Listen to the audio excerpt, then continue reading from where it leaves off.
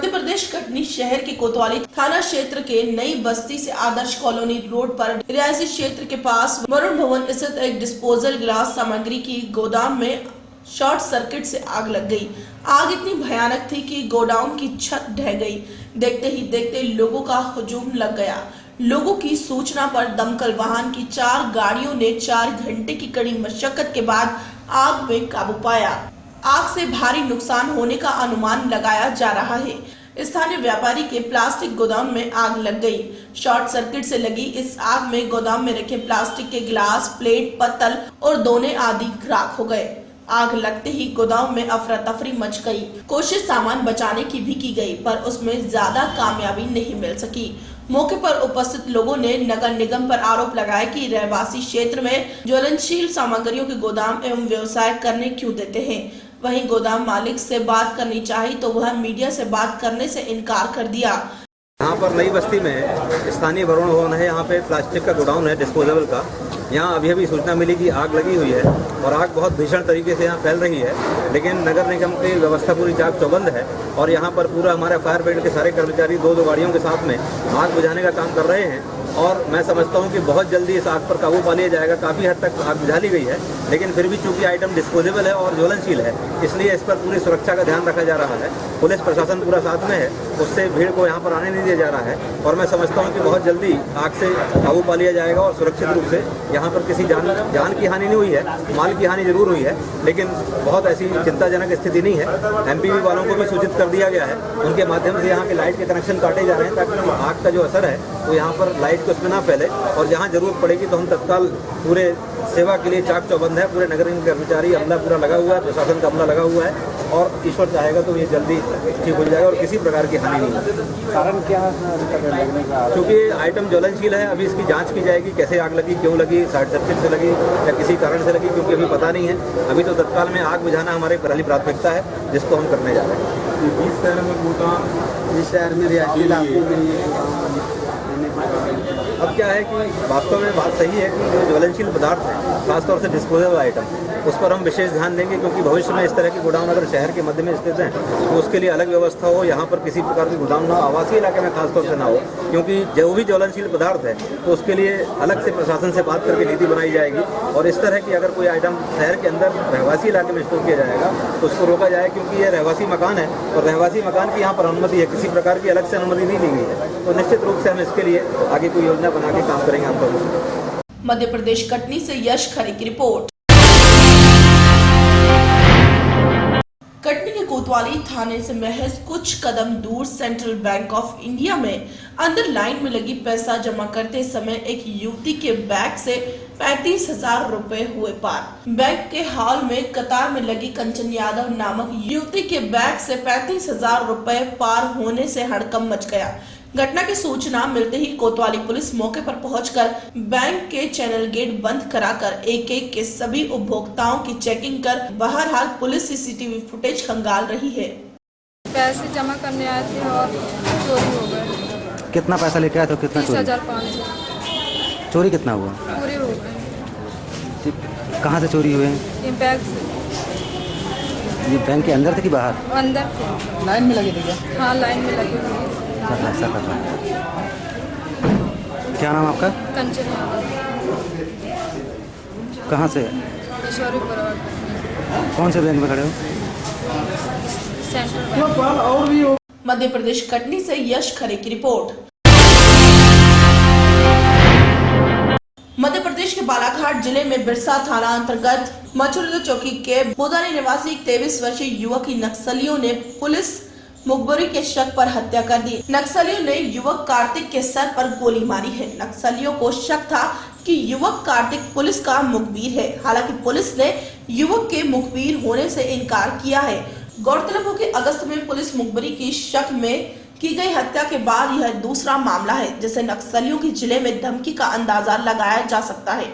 बताया जा रहा है कि बोदारी निवासी युवक कार्तिक को 9 नवंबर की रात नक्सली अपने साथ उसके घर से उठा ले गए थे, जिसकी 10 दिसंबर को परिजनों ने काफी तलाश की, लेकिन उन्हें उसका कोई पता नहीं चला। 11 नवंबर की सुबह गांव की सीमा पर उसका शव देखा गया। घटना की जानकारी मिलने के घंटों बाद पुलिस दोपहर में घटनास्थल पहुंची और उसका शव बरामद कर उसे पोस्टमार्टम के लिए भिजवाया। बहरहाल इस घटना के बाद से गांव में नक्सलियों का खौफ है और गांव में मातम का माहौल है। परिवार ने अपना बेटा खो दिया, जिससे गांव में ग्रामीण डरे हुए हैं। ये आज सुबह करीब 11:30 बजे सूचना आई कि एक ग्रामीण का शव पड़ा हुआ है। इसको तस्दीक कराया गया, पार्टी भेजी गई। तो इसकी पहचान ग्राम बोंदारी के रहने वाले कार्तिक राम धुर्वे के रूप में हुई है और ये बोंदारी का रहने वाला था। और ये जो बॉडी मिली है ये अडोरी मार्ग पे मिली है, जो कि पाथरी चौकी अंतर्गत आता है। अभी इसका पीएम कराया जा रहा है और इसके बाद इसमें अग्रिम कार्रवाई की जाएगी। इसके सिर में गोली मारी गई है। सर अपहरण भी किया गया था, ऐसी जानकारी अभी नक्सलियों को? हाँ, ये बताया जा रहा है कि ये घर से गायब था और किंतु इसके परिजनों द्वारा कोई रिपोर्ट चौकी में नहीं लिखाई गई थी। और इसको जो अभी प्राथमिक तौर पे जानकारी लग रही है कि मुखबिर होने के शक में इसको गोली मारी गई है। इस घटना के बाद निश्चित तौर पे पुलिस के लिए एक अहम चिंता का विषय रहता है कि जो भी थोड़ी बहुत जानकारियाँ उसको पुलिस को गांव से मिलती है और जो लोग जानकारी दे रहे हैं उनकी पूर्ण सुरक्षा की जाए। तो पहले हम इसका एक आकलन कर लेंगे कि ऐसे कोई व्यक्ति हैं क्या गांव में जिन्होंने पूर्व में कुछ काम किया और जिनको सुरक्षा को लेकर खतरा है। तो निश्चित तौर पे उस दिशा में हम ठोस कदम उठाएंगे जिससे आगे घटनाएं ना हो। सर मृतक का कोई बैकग्राउंड आया, स्टूडेंट था या मजदूर था या गांव का किसान था, क्या? नहीं, गांव का ही रहने वाला था। अभी उसका और कंफर्म करके बताएंगे, पर वो वहीं खेती किसानी की अभी पहली जानकारी आ रही है। ठीक है सर पर्चों में भी सर कई सर अभी आज सर कई घटना जानकारी में कि सर एक मुखबिरी के चलते सर नक्सलियों ने ये एक ग्रामीण जिसका नाम कार्तिक राम धुर्वे है, जो बोंदारी का रहने वाला है। अडोरी मार्ग पे इसकी बॉडी मिली है, इसकी सूचना आई थी और इसकी बॉडी को पीएम हेतु लाई गई है। इसके सिर पे गोली मार के हत्या की गई है और ये जो संभावना व्यक्त की जा रही है कि इसको मुखबिरी के शक में नक्सलियों द्वारा गोली मारी गई है। मध्य प्रदेश बालाघाट से मुकेश भट्ट की रिपोर्ट। उत्तर प्रदेश की राजधानी लखनऊ में भारतीय स्वाधीनता संग्राम के अग्रणी योद्धा एवं स्वतंत्र भारत के प्रथम शिक्षा मंत्री भारत रत्न डॉक्टर अब्दुल कलाम आजाद की जयंती धूमधाम से मनाई गई। कांग्रेस मुख्यालय पर कार्यक्रम के साथ साथ प्रेस क्लब में मौलाना अब्दुल कलाम आजाद विश्वविद्यालय के लखनऊ चैप्टर द्वारा सेमिनार का आयोजन किया गया। सेमिनार में वक्ताओं ने मौलाना आजाद के कृतित्व व्यक्तित्व पर प्रकाश डाला।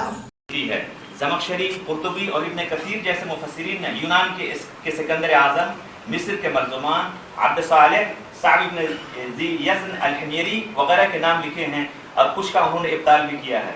मौलाना के नज़दीक ज़ुल्क़रनैन कोई और नहीं बल्कि फ़ारस के साइरस आज़म कोरोश कबीर, साइरस द ग्रेट हैं, जिन्होंने सन 539 कबल मसीह में बाबिल को फतह किया था और जिसकी सन 529 कबल मसीह में वफात हुई। उत्तर प्रदेश लखनऊ से आनंद श्रीवास्तव की रिपोर्ट। राजधानी लखनऊ में गोमती नदी किनारे स्थित समता मूलक चौराहे पर आरक्षण बचाओ संघर्ष समिति के सैकड़ों कार्यकर्ताओं ने आरक्षण बनाने के लिए रैली निकाली। प्रांतीय संयोजक मंडल आरक्षक समर्थक कर्मियों द्वारा आयोजक रैली में विभिन्न सरकारी विभागों के कर्मचारी भी शामिल रहे। लोकसभा में लंबित 117वें पदोन्नति में आरक्षण बिल को नवंबर से चलने वाले शीतकालीन सत्र में पारित कराने के लिए निकली रैली को गोमती बैराज के पास रोक लिया गया। पदाधिकारी व कार्यकर्ताओं ने आरक्षण बचाने के लिए जमकर नारेबाजी की। उत्तर प्रदेश लखनऊ से आनंद श्रीवास्तव की रिपोर्ट। उत्तर प्रदेश की राजधानी लखनऊ में कांग्रेस अनुसूचित जाति विभाग की ओर से पूर्वाह्न 11 बजे से गांधी प्रेक्षागृह निकट शहीद स्मारक लखनऊ में एक प्रशिक्षण शिविर का आयोजन किया गया। प्रशिक्षण शिविर को मुख्य अतिथि के रूप में कांग्रेस कमेटी के महासचिव प्रभारी उत्तर प्रदेश गुलाम नबी आजाद, मुख्यमंत्री पद की प्रत्याशी शीला दीक्षित, अनुसूचित जाति विभाग के राष्ट्रीय चेयरमैन के राजू, उत्तर प्रदेश कांग्रेस प्रचार अभियान समिति के चेयरमैन डॉक्टर संजय सिंह, सांसद PL पुनिया, अनुसूचित जनजाति विभाग के प्रांतीय चेयरमैन एवं प्रदेश कांग्रेस के वरिष्ठ उपाध्यक्ष भगवती प्रसाद चौधरी, पूर्व विधायक, अनुसूचित विभाग के कोऑर्डिनेटर शशांक शुक्ला ने संबोधित किया। यूपी प्रभारी गुलाम नबी आजाद ने प्रशिक्षण शिविर को संबोधित करते हुए कांग्रेस की पुरानी सरकारों द्वारा दलित के उत्थान के लिए कार्यों को बताया। उन्होंने कहा कि महात्मा गांधी के बाद जवाहरलाल नेहरू, इंदिरा गांधी के बाद राजीव गांधी और अब सोनिया और राहुल लगातार दलितों के संघर्ष कर रहे हैं। दलित प्रशिक्षण शिविर को भाजपा, RSS, सपा, बसपा जैसी क्षेत्रीय पार्टियों से सजग रहने को लेकर कहते हुए आजाद ने कहा कि ये प्रांतीय दल दलितों को अपने वोट बैंक का आधार मात्र बनाते हैं, परंतु इन पार्टियों को दलितों की कोई चिंता नहीं है। कांग्रेस की यूपी मुख्यमंत्री प्रत्याशी शीला दीक्षित ने कहा कि कांग्रेस ने कभी भी जाति या धर्म में जनता को नहीं बांटा है। कांग्रेस सदैव धर्म समभाव पर कार्य करती है। भीमराव अम्बेडकर के संस्मरण साझा करते हुए शीला ने प्रशिक्षण शिविर में आए प्रदेश भर के कांग्रेस जनों को कहा कि इस शिविर की बातों को आप लोग जनता के बीच लेकर जाएं और कांग्रेस की दलित नीतियों का प्रचार प्रसार करें। मुलायम सिंह ने गठबंधन न करने के बयान पर संजय सिंह ने कहा कि कांग्रेस पार्टी समुद्र है, ये छोटी नदी नाले वह स्वयं आकर समुद्र में मिलते हैं। समुद्र को किसी नदी के पास जाने की जरूरत नहीं पड़ती। एक साथ एक रूप में, समता के रूप में, न कोई बड़ा है न छोटा है, न कोई राजा है न महाराजा है, न कोई गरीब है न अमीर है, सबका अधिकार एक है। सब बराबर से इस देश में रह सकते हैं, अपना प्रधान चुन सकते हैं, अपना प्रधानमंत्री चुन सकते हैं। और दूसरा रास्ता था कि हमारे देश में जितने धर्म के मानने वाले लोग हैं, चाहे किसी भी धर्म के पंथ के लोग हैं, उनको बराबर से सम्मान से अपनी आस्था को मानने का बड़ा सम्माननीय अधिकार है। उत्तर प्रदेश लखनऊ से आनंद श्रीवास्तव की रिपोर्ट। उत्तर प्रदेश की राजधानी लखनऊ में विश्व निमोनिया दिवस प्रतिवर्ष 12 नवंबर को मनाया जाता है। वर्ल्ड निमोनिया दिवस की पूर्व संध्या पर Indian academy of paediatrics Lucknow में चैप्टर के सचिव डॉक्टर आशुतोष वर्मा ने पत्रकारों से कहा कि राजधानी में लगभग 30 से 40% निमोनिया के मामले 5 वर्ष में कम आयु के बच्चों में देखने में आ रहे हैं। निमोनिया का प्रकोप सितंबर से जनवरी के बीच ज्यादा रहने की बात करते हुए डॉक्टर वर्मा ने बताया कि निमोनिया का सबसे बड़ा कारण कुपोषण, वायरल संक्रमण तथा भीड़ भाड़ में साफ सफाई की कमी है। निमोनिया के दबाव को कम करने की WHO की गाइडलाइन के बारे में बताते हुए उन्होंने कहा कि महिलाएं बच्चों को स्तनपान कराएं, बच्चों को जिंक, विटामिन A से युक्त आहार, PVC, HIV, पर्टुसिस, मिजल्स जैसे टीके लगवाएं। अतिरिक्त वायु प्रदूषण रोकना, अत्यधिक भीड़भाड़ से बचना, साफ सफाई रखना, एंटीबायोटिक, ऑक्सीजन, ओरल जिंक से उपाय आदि। अंतर आ सकता है कि अगले करीब 10 साल में हम 30-35 लाख बच्चों को मरने से बचा सकते हैं। ये प्रोजेक्टेड इसका असर है। निमोनिया एक अपने आप में होने वाली की बहुत बड़ी परेशानी है और इस सब को देखते हुए हम लोग कल वर्ल्ड निमोनिया डे मना रहे हैं और ये हम लोग को जान के बहुत खुशी होगी। हर साल हम लोग मनाते ही हैं और यहाँ की एक बार खुशी थी, कुछ ही दिन पहले सरकार ने इस बात को ओके किया है कि अगले साल 2017 में 5 ऐसे राज्य होंगे जहाँ पे निमोनिया का वैक्सीन जो कि अब अवेलेबल है फ्री ऑफ कॉस्ट सभी बच्चों को लग सकेगा राजकीय अस्पतालों में, जिसमें उत्तर प्रदेश का भी चयन किया है। जिससे हम अपने 30 से 40% होने वाले बच्चों की जो मौतें जो होती निमोनिया से वो रोक सकेंगे। उत्तर प्रदेश लखनऊ से आनंद श्रीवास्तव की रिपोर्ट। वाराणसी में बीते 8 नवंबर को सोनभद्र से रवाना हुई भाजपा की परिवर्तन यात्रा आज वाराणसी पहुंचने पर भव्य स्वागत किया गया। पार्टी के स्थानीय पदाधिकारी एवं कार्यकर्ताओं ने जय श्री राम व हर हर महादेव के नारे के साथ यात्रा का स्वागत किया। यह यात्रा वाराणसी के प्रमुख मार्गों से पूरे शहर में भ्रमण करते हुए आज शाम स्थानीय नाटी इमली मैदान पहुंची, जहां भव्य समारोह में यात्रा में शामिल वरिष्ठ पदाधिकारियों का स्वागत किया गया। ज्ञातों की परिवर्तन यात्रा को भाजपा के राष्ट्रीय अध्यक्ष अमित शाह ने बीते 8 नवंबर को सोनभद्र जिले से हरी झंडी दिखाकर रवाना किया। इस परिवर्तन यात्रा में भाजपाइयों ने खूब ढोल मंजीरे की धुन पर खूब नाचे, जगह जगह पर स्वागत द्वार बनाए गए। परिवर्तन यात्रा में अपार भीड़ को देखते हुए वाराणसी की ट्रैफिक व्यवस्था पंगु हो गई है। उत्तर प्रदेश वाराणसी से रविंद्रनाथ सिंह की रिपोर्ट।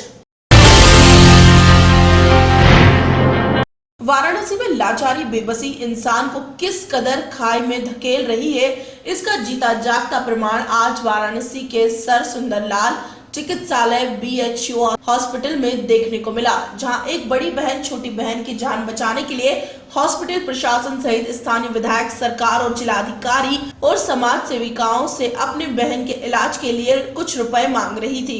किसी ने कुछ मदद तो की। एक समाज सेविका ने 30,000 रुपए पीड़ित मरीज सोनकली को दिए।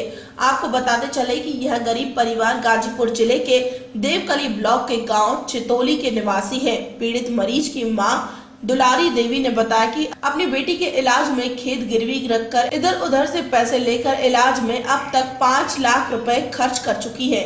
फिर भी रुपए की कमी पड़ी तो मेरे पति ने गाय और भैंस को भी बेच दिया। बेटी के इलाज के लिए दिल्ली, लखनऊ और कई अस्पतालों में गई, लेकिन रुपयों की कमी के चलते अब मैं लगभग 1 माह से फिर सर सुंदरलाल चिकित्सालय BHU वाराणसी में अपनी बेटी के इलाज के लिए फिर आ गई, जबकि मेरी बेटी के इलाज में लगभग 20 लाख रुपए का खर्च आएगा। मरीज सोनकली यादव मरीज की बड़ी बहन ने बताया कि हमारा परिवार स्थानीय विधायक, जिलाधिकारी से भी और भी लोगों से मौखिक रूप से रजिस्टर पत्र के माध्यम से इलाज के लिए रुपयों की मांग की है, लेकिन कुछ नहीं हुआ। अब प्रधानमंत्री जी की ही कृपा होगी तभी कुछ हो सकता है। बड़ी बहन लालसा ने बताया कि इस दुख की घड़ी में रिश्तेदारों ने भी मेरा साथ छोड़ दिया है, कोई अस्पताल में देखने भी नहीं आता है। बड़ी बहन लालसा ने बताया कि मेरी बहन तो मौत से जूझ रही है, अगर उसे कुछ हो जाता है तो हम पूरा परिवार आत्महत्या करने पर मजबूर हो जाएंगे। वैसे भी मेरे पास अब बचा ही क्या है, घर द्वारा सब गिरवी रह गया है, लाखों रुपए का कर्ज हो गया है। अब हम जाएं तो जाएं कहां? बस एक सरकार, एक भगवान का ही सहारा रह गया है। और ये बीमारी इसको 2015 से शुरू हुई और 2015 8 नहीं ये आपकी बहन है? हाँ मेरी बहन है। ये आपकी बहन है। ये कितने दिन से यहाँ भर्ती हैं? यहाँ पे तो बेचूं 25 दिन हो गया। मतलब इससे पहले ये बीमारी शुरू में 2015 से शुरू हुई है और 2015 8 अक्टूबर को शुरू हुई है। तो इससे पहले आपने कहाँ इलाज कराया इसका? इसी जगह पहले मतलब हम लोग होली सिटी हॉस्पिटल में गई थी, फिर उसके बाद वहाँ से वो रेफ़र किए तो हम लोग बेचू में आई, बेचू से फिर रेफ़र किए तो हम लोग PGI गई, PGI से फिर एम्स गई। तो वहाँ पे मतलब 10 से 12 लाख रुपए बोल मैरो ट्रांसप्लांट का मांग रहे हैं। हम लोग के पास उतने पैसे नहीं है कि हम लोग इलाज कराएं। बहुत मतलब ज़्यादा दिन हो गया, मतलब इधर उधर पैसे लेके मतलब कैसे इलाज कराए। इस समय अब पैसे तो नहीं है। 20,000 रुपये 22 हज़ार रुपये मेडिकल का हो गया है हम लोग के, और दवाइयाँ भी चल रही है, लेकिन तो पैसे हम लोग के पास नहीं। अभी तक आपने इलाज कराया, आपके पास पैसे कहाँ से आए, क्या किया, कैसे पैसे आए आपके पास? ये पैसे हम 6-7 हज़ार मतलब एक लोग थे उन्हीं से ली थी, और मेरी बहन थी उनसे ली थी। हाँ बताओ कहाँ से पैसे आए आपके पास? हम लोग खेत गिरवी रखी और मतलब भैंस बेचे और गाय थी, सब बेच डाले इस बीमारी के कारण। और हम लोग के पास मतलब अब हम लोग के पास पैसे नहीं रह चुके। काफ़ी दिन से हम लोग इलाज करा रही हैं। अब इलाज कराने के लिए पैसे नहीं है आपके पास? नहीं, सब खत्म हो चुके हैं। अब बस एक ही रास्ता है, या खुदकुशी कर ले, और तो कुछ हम लोग के पास रास्ता नहीं है। ठीक, हाँ बताइए। नहीं कोई नेता वगैरह सब लोग देखने आ रहे हैं, नहीं हम लोग को कहीं मतलब पैसा वैसा मिल रहा है। तो यही चाह रहा है कि हम लोग खुदकुशी कर ले। कहीं से कोई नेता वगैरह हाँ, शासन प्रशासन कोई मदद नहीं कर रहा है? मतलब बहुत लोग जानते हुए भी नहीं अनजान बने पड़े हुए हैं। उत्तर प्रदेश वाराणसी से रविंद्रनाथ सिंह की रिपोर्ट।